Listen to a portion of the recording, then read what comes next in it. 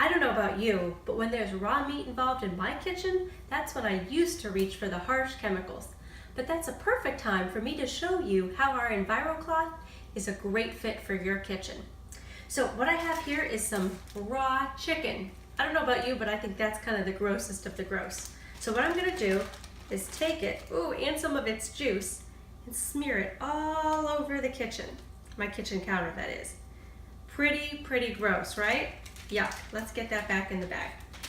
Okay, so I have these tester swabs, and these are actually used in the food restaurant. Inspectors use these to test for contamination. And so what I'm gonna do, whoops, that just popped right off, is swab that surface, and I'm gonna set that down right there. And then I'm gonna take one of our Enviro cloths, and I'm gonna mist it with just water.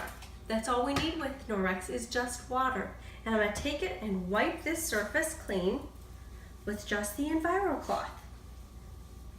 Okay, now I'm gonna take a second swab and go ahead and swab that exact same surface, all over that same surface. And take that second test strip and compare it to the first.